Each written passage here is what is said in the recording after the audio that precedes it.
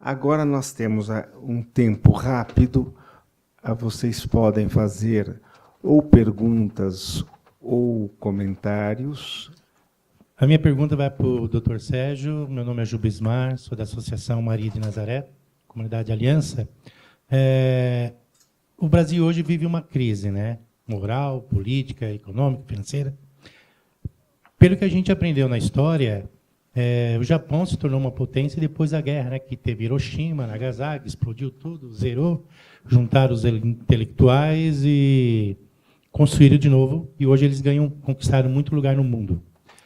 Nós podemos usar desse momento do Lava Jato para o nosso Brasil, né? Para ser particularmente a nossa Nagasaki, a nossa Hiroshima? Será que o que a gente precisa fazer para melhorar o nosso país, já que constitucionalissimamente é meio complicado, que não dá para seguir todas as leis, né, ao pé da letra. Dá para a população conseguir fazer o nosso particular bomba nuclear? Meu nome é Marcelo, sou da comunidade Totos Mari, e gostaria de fazer uma pergunta, um questionamento. Quando a gente está discutindo a questão das minorias, me veio uma impressão que às vezes se comenta muito nas escolas e na rua mesmo, e às vezes até eu tenho também, né, sendo honesto, como é que a gente pode ver, enxergar, identificar e verificar a questão que às vezes aparenta, como é que eu posso dizer, de que minorias também queiram quase que ditar a questão, o autoritarismo em relação a toda uma sociedade. Né? Quando uma minoria se coloca assim, a sociedade precisa estar toda de acordo com a nossa visão. Né? Então, como é que eu consigo regular isso, ajustar ou avaliar esse posicionamento? Meu nome é Ana Lídia. Eu queria que vocês, sobretudo o Sérgio, aprofundassem um pouco a questão da educação. Eu trabalho com pobreza e tenho outros indicadores, eu não conhecia essas leis, né, que determinam muito bem a separação entre a minoria, a oligarquia que comanda o país, né? Mas eu tenho outros indicadores, por exemplo, 59 mil pessoas foram assassinadas em 2015, isso é maior, um número de assassinatos maior do que a guerra do Oriente Médio agora, né? Tem a proporção da população, mas em valores absolutos morreu mais gente assassinada no Brasil do que na guerra, que a gente está ficando tão assustado, e ninguém sabe, talvez, ou pouquíssima gente sabe o número de... Esses são os registrados, fora os não registrados. Tá? A outra coisa que, trabalhando com pobreza, eu também sempre me chamou a atenção que o Brasil, às vezes, fica em segundo ou em terceiro lugar. Agora tem uma variação um pouquinho maior, mas faz décadas que fazia décadas, agora está voltando, né? Que o Brasil ocupava o segundo ou terceiro lugar de maior desigualdade do mundo. Era próximo de Serra Leoa e outros países muito mais pobres e com uma situação de justiça muito mais precária. E depois a outra coisa que eu gostaria de comentar também, um outro também indicador na questão da educação, mais precisamente, é verdade, para mim, o que você descreveu, Sérgio, é que o Brasil foi um país comandado e governado por oportunistas desde sempre até hoje. Tem um texto, escrevi um capítulo para um livro sobre direitos humanos, tem um texto que me chamou muita atenção, de um pesquisador que veio ao Brasil durante a escravidão, que dizia assim: no Brasil se ganha dinheiro com tráfico de escravos. Todo mundo que ganha dinheiro no Brasil trabalha no tráfico. É um texto de 1600, não, acho que é 1700 e alguma coisa.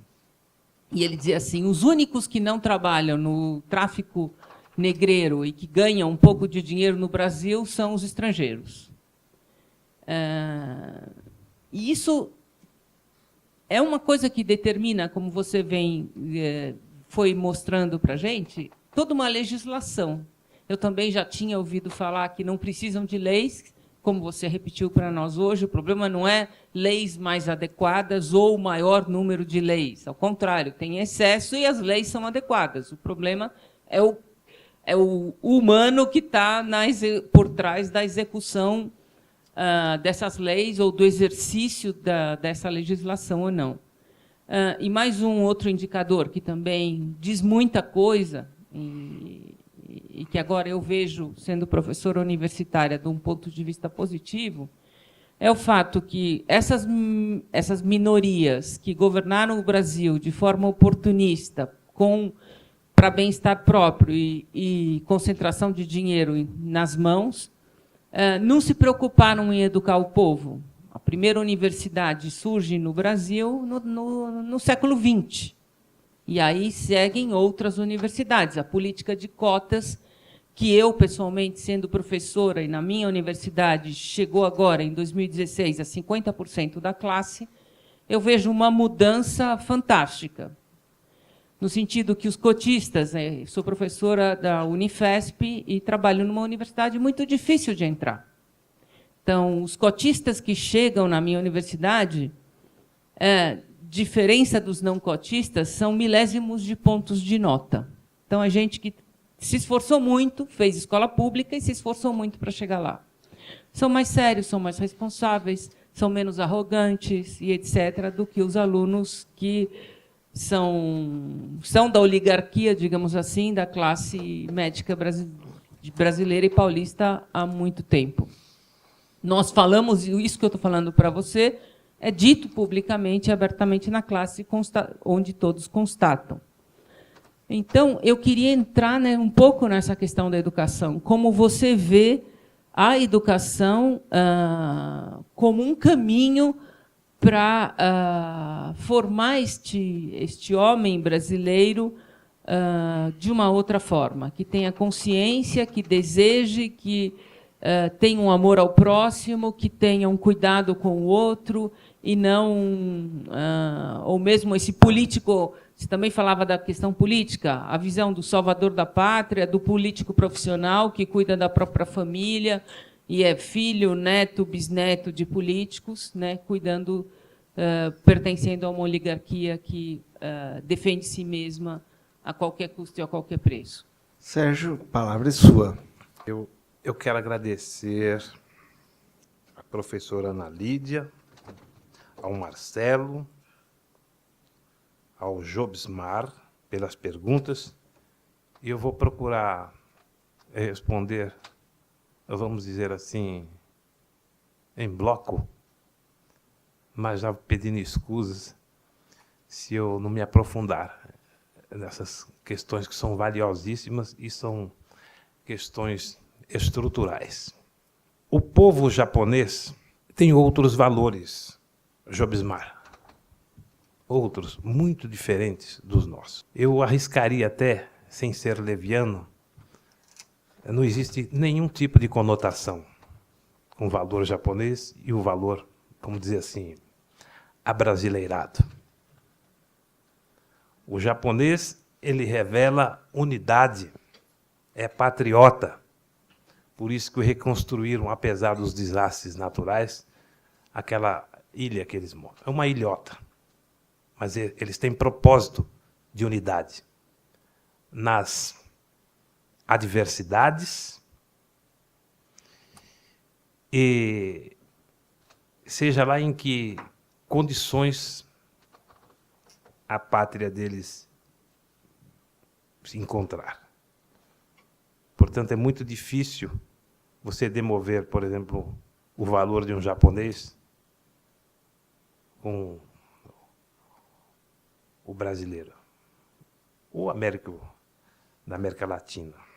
Não vejo identificação com a nossa cultura e a cultura dos japoneses. O que eu posso perceber é uma cordialidade fria, tecnológica, entre, por exemplo, Brasil e Japão. Não em matéria de civismo. Eu dou um exemplo que é comum muitos dirigentes de empresas irem ao suicídio quando se descobre uma fraude. Aqui o cara solta rojão e tal. Lá o negócio, o valor é outro. Ele falou, porra, eu sou indigno de viver. Imagina, honra. É minoria de quem? de quem manda. Entendeu? Então, eu não vejo como. E mesmo porque eles não querem isso. Manterem a identidade. É uma questão de registro histórico, manter a identidade. Então, essa questão da bomba, Hiroshima e Nagasaki, quando elas foram vitimadas pelas bombas, você vê que o anseio de honra desse povo, ainda que silenciosamente, permanece até hoje. Tanto é que o Barack Obama esteve no local, não pediu desculpas, mas aquele gesto é simbólico. Pedido de perdão, olha, lamento muito, putz, nós fizemos um negócio que não tem como apagar. Aí você pega o comportamento do Hitler, dos Estados Unidos, matar, vamos matar. É uma insanidade, uma loucura. Mas ele esteve lá, minoria, em relação ao mundo, povo japonês. Vítimas, Hiroshima, Nagasaki. Não vejo realmente como conciliar. Outro dia eu fiz um curso sobre conciliação e mediação no Japão. E lá pelas tantas eu perguntei, mas como é que funciona isso aqui e tal? Ele falou, olha, Sérgio, no Japão, quem é voluntário é diferente aqui do Brasil. Aqui o cara quer ganhar, já quer se influenciar, quer ser amigo de A, de B, de C. É cultura nossa. Lá não. Lá eles não querem ter problema, eles querem pacificação. Tem problema, mas a mentalidade é outra. Aqui, a justiça, ela dá as costas para você. Ela fala, não, todos têm direito ao acesso à justiça, mas é uma ilusão. Existe uma arte de negar a justiça. Como é que é feita essa arte? Ela começa assim, aspas, em que pese o direito supostamente violado de A, de B, C, não vejo como atender, porque faltou um requisito, que é, por exemplo, juntar um comprovante de uma taxa. Portanto, não posso conhecer esse recurso. A arte de negar. Mas está na lei. Oh, chama procedimentos. Rito. É como acontece em certas igrejas. Exagera-se nos ritos, mas a unção não existe. Isso acontece em qualquer obra humana. Então, não vejo correspondência. Eu vejo o Japão como exemplo.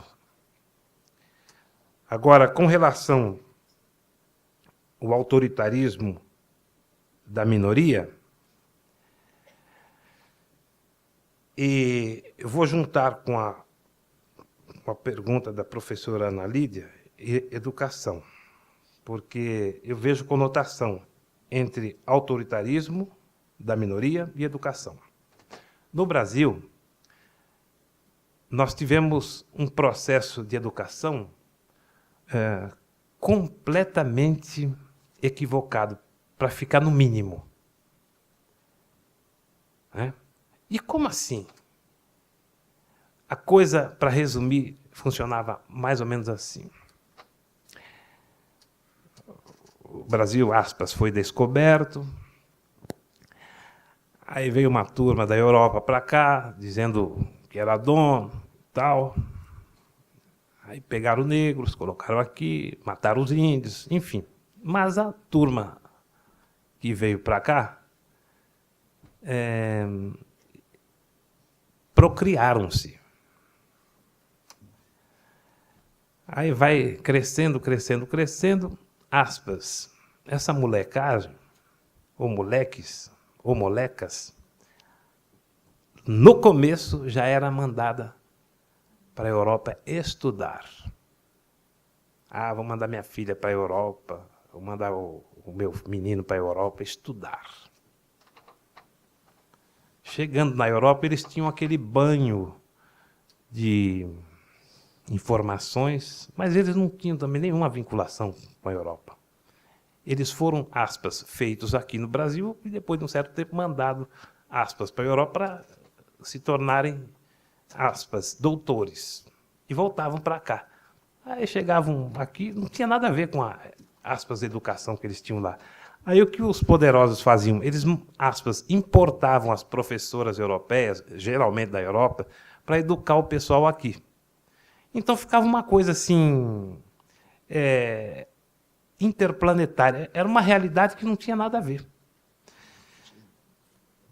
E o que acontece? O Brasil ele vai estruturando, por exemplo, a Lei de Diretrizes e Bases, é recente, mas inspirada no modelo já sabidamente destoante do nosso. Então, veja, no Rio de Janeiro, acho que favela da Rocinha, agora em 2016, agora, o que eles descobriram que vem de encontro? Que os alunos, as pessoas são diferentes entre si. Por exemplo, uma pessoa gosta de estudar, a outra não gosta. Então não adianta ter cota. Em termos, não adianta forçar aquela pessoa que é beneficiária de uma cota. Ela não tem amor ao estudo, ela pode ser outra coisa. Então, há um problema seríssimo. Você fala perfil de quem gosta de estudar, e tem gente que não gosta de estudar, e não adianta, é uma violência. Então tem que deixar. Quem estiver preparado, que utilize bem as cotas ou não cotas. Então, vem um complicador. Os alunos vão exteriorizar aquelas potencialidades adredemente estimuladas pelo professor, para saber o que ele gosta de fazer. Como é que você pode ser útil? Olha, esse aqui não gosta de concentração, esse aqui de esporte, esse aqui gosta de pintar e tal. Então, a nova perspectiva seria essa, mas vem agora uma nova lei de diretrizes e de base. Vamos dizer assim, colocando um padrão que o Brasil inteiro tem que seguir, conteúdos mínimos. Imagine que lá no Amazonas, ou no Acre, no Rondônia, tem coisas que eles nem sabem, não vão seguir nada. Aquilo vai ficar no papel, acabou, porque cada região tem uma característica própria. Não interessa, aquilo não é útil para eles. Como os indígenas também. Então, a educação, ela é feita também de um outro componente, que a maioria também pode não concordar comigo, mas eu tenho fé, eu creio nisso, piamente. Veja o que acontece para não ter autoritarismo nas instituições, empresários, educação como caminho do próximo, né? Veja só, nós estamos no ano de 2016, nós temos essa questão seríssima de manipulação de consciência pela mídia. Olha, você tem que produzir, e muito bem, você tem que chefiar, você tem que estar no topo, você tem que parir, você tem que ser mulher, você tem que ser atleta, o corpo seu tem que estar perfeito, você tem que ganhar mais do que todo mundo. Você tem que ter o carro do ano, a casa do ano e cuidar de filho. Tá bom? Aí você é a mulher. O cara tem que segurar a onda. Olha, nós estamos aqui é competição, aqui não tem ética, não. Aqui tem estratégia comercial, você vai ter que dar nó em pingo d'água. O Conselho Nacional de Justiça fala para o Judiciário, vocês têm que julgar aqui por atacado. Opa! Então, vamos lá, ninguém tem direito. Então, veja, com a família, com a transformação da família, o que acontece? A mulher tem filhos e, lamentavelmente, eu não estou, pelo amor de Deus, entenda bem o que eu estou falando, a perspectiva natural. A mulher, ela gera aquela vida. Acontece que hoje, por conta dessa nova pegada, a mulher chega, pare, às vezes aluga uma barriga e dá para babar ou passar a bola para alguém, cai fora. Quando ela chega lá no serviço dela, tem outro diretor lá, escuta, você teve filho agora, será que você vai dar conta dessa parada aqui ou não? Acho que não, hein? Você vai começar a entumescer, é hora de mamar, a empresa não pode. Aí a senhora pega, vê o quê? A criança se sente carente. Carência da mãe, principalmente da mãe. Né? E ela vai criando, ela vai sendo criada por outras pessoas. É terceirização a maternidade ou a paternidade. O que acontece por dentro, e também a perspectiva espiritual, ela está extremamente carente. Quando ela chega à idade adulta, ela tá um fubá, está arrebentada. Ela não tem essa sensibilidade que a senhora muito bem colocou. A educação com o próximo. Ele ou ela, eu vou citar um exemplo, para quem assistiu um filme, O Exterminador do Futuro, que o Arnold Schwarzenegger diz assim, I don't have, ou melhor, eu não tenho coração, I don't have, I am máquina, eu sou uma máquina, eu não tenho sentimentos, eu mato. Dá nisso. A sociedade é extremamente violenta, mas é a falta do amor. Lá atrás. Ah, porque é negócio de cotista. Não, porque a sociedade, essa mentira, essa escravidão que nós somos levados, não deixa você criar vínculos com a sua cria, com o seu filho. Isso é uma violência. Minoria. Então, nós vamos chegar a ter um exército de adultos pirados, mas só carentes de amor, só. Como diz o 2 Coríntios. Não adianta nada. O que a senhora faz? Eu sou superintendente, não sei da quanta, eu sou ministra, não sei da quê, eu sou a dona da empresa X. Isso não interessa, mas a pessoa está arrebentada por dentro. Lá no banheiro, no quarto, lá ela deve chorar para danar. O cara também falou, pô, eu não tenho nem pai nem mãe. Eu vou falar com meu pai, o mordomo que vem me atender, fala que não tem horário agora, tem que ver um negócio da agenda dele. Pô, cara. Aí vai para a prostituição, estou carente, aí se lasca por lá, se vende, enfim, vai para as drogas. E tem uma série de consequências. Porque o ser humano ele quer ser amado, pô. Ele tem necessidade dessa, aspas, honra, desse reconhecimento de valor. Todos nós temos. Não é aqueles caras que pegam, vou te dar um troféu aqui, te dar uma medalha aqui, que o cara não aguenta nem andar de tanto penduricário que ele tem. Dama de honra, honra militar, isso não vale nada. Absolutamente. Claro, olha, vou condecorar aqui pelo esforço pessoal que a senhora teve. Então, esses componentes, eu mando o filho lá para a Europa, trago uma educação, aspas, um conteúdo importado, quero inserir aqui na terra do índio, não sei o quê. Isso não dá certo. Tem muitas crianças que choram. Ah, mãe, eu estou com dor de barriga hoje, porque eu não vou para a escola, tenho prova. O moleque a menina, pelo amor, não tem nada a ver. Então, para ter um comportamento satisfatório, uma educação satisfatória, um comportamento satisfatório, é necessário que o aluno ele venha, na medida do possível, amado pelos pais ou pelos responsáveis. Se faltar esse componente, a senhora vai ter na sala aspas, com todo o respeito que eu gosto, uns cavalos. Chegam já bêbados, já drogados e tudo bem, não quer saber, mete a mão na professora, no professor, manda para PQP. Não tem nada a perder, não tem sentido mais. Mas o pessoal deixa de dar um abraço, acolher a pessoa. Por isso que o pessoal fala, se você não dá amor, o traficante dá. E é verdade. Porque nós somos susceptíveis, nós somos carentes. Pô, eu procurei falar com a minha mãe, com meu pai, eu ia falar, dava as costas. Não. Então, eles vão transferindo. Ou vai amar a professora, por exemplo, Ana Lídia. Como eu amo a senhora, professora. Ô, professor. Quem é professor já passou por essas experiências. Uma paixão. O aluno fica apaixonado. Então, para ele ter um comportamento, ele precisa ter esse respaldo. Senão, e a educação brasileira foi realmente invertida. Foi importada quando não deveria. Não deu tempo de fazer uma cultura aqui. Já importaram, desimportaram, importaram, desimportaram. Agora estão querendo...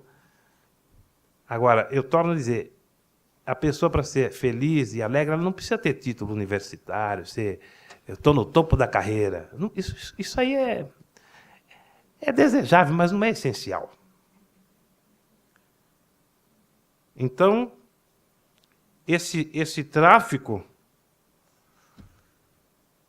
que ganha dinheiro, existe tráfico de órgãos, por exemplo, hoje em dia, uma rede de médicos criminosos, aliado com outros bandidos. Ô, fulano, estou precisando de um rim aí, de umas córneas, mata um cara aí, pega umas criancinhas, mata tudo e manda para cá. Eu vou ganhar uma grana boa.